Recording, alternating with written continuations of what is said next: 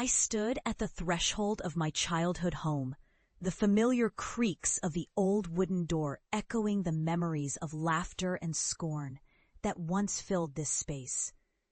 My heart pounded like a war drum, but it was not fear that gripped me. It was a dark thrill, a visceral reminder of what my family had once deemed madness. They had laughed and called me a Leechkeeper, a title that had transformed from a mockery to a badge of honor.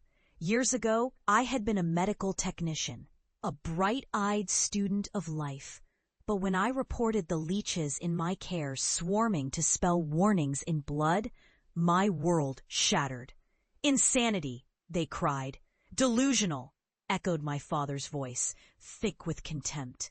My mother's gaze had been a knife, slicing through my sense of self as she declared I would disgrace the family.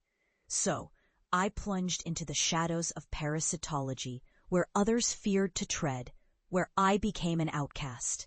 I uncovered the grotesque symbiosis of hematophagus parasites and the ancestral curses that clung to their hosts like a spider's web.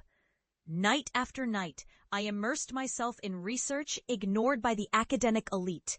I became a pariah in a world that had no patience for the grotesque truths I unearthed. But those truths, I realized, were the very essence of survival. Now I was not just a leechkeeper.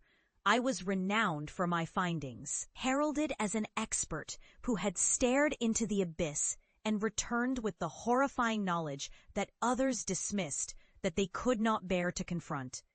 As I stepped inside, a chill swept over me, a whisper of the past lingering like a ghost.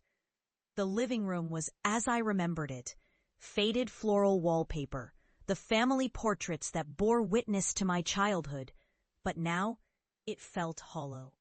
My family was gathered, their expressions a blend of disbelief and resentment as they looked upon me. The prodigal daughter returned. "Look who's back," my father sneered, his arms crossed. "Queen of the freaks."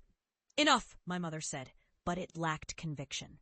She leaned closer, her eyes scanning me as if I were a wild animal. "What have you done to yourself?"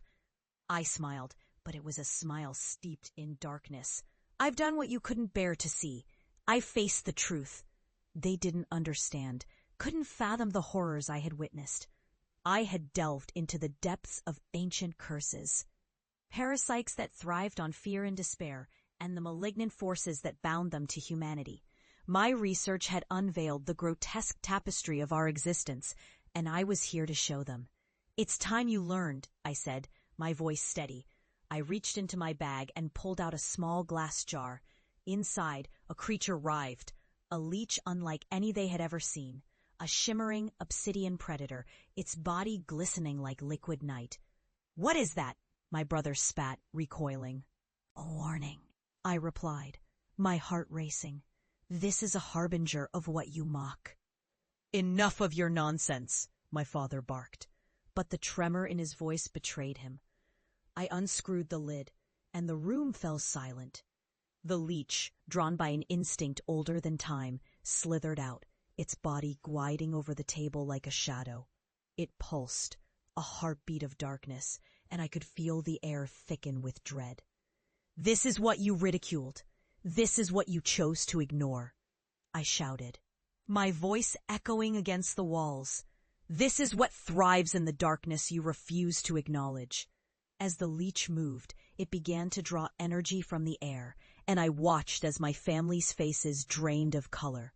Their disbelief turned to horror as they felt the weight of what they had dismissed. The leech stopped, poised, and then it began to spell out a word, slowly, deliberately, in the dust of the table, in the very air that surrounded us. "Cursed." The word hung in the air like a bitter fog, and I saw the realization dawn on their faces. I watched my mother's eyes widen, her breath hitching as she clutched her chest. My father's bravado crumbled, and my brother's mouth fell agape. They were witnessing the consequences of their disbelief, the very essence of my nightmares brought to life. The weight of years spent mocking me crashed down upon them, and the air grew heavy with dread. "Do you see now?" I whispered, my heart racing with a mix of triumph and sorrow. "This is the truth you denied. This is the cost of your ignorance." Their eyes darted to each other, desperation creeping in as they realized the monstrous truth I had unearthed. The leech continued to writhe, now pulsating with a rhythm that matched the beating of my own heart. It was a reminder of the darkness that thrived in the shadows, the very darkness that had once consumed me. In that moment, I felt a strength. I had survived the depths of despair, the laughter, the shame, and the isolation.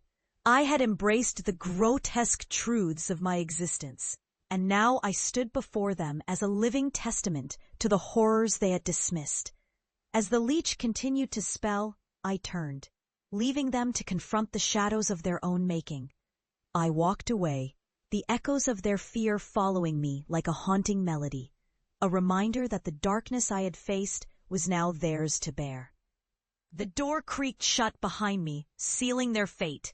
I had returned not to reclaim their approval, but to remind them of the cost of ridicule. I was no longer the outcast. I was the keeper of the leeches, the harbinger of truths they could no longer deny.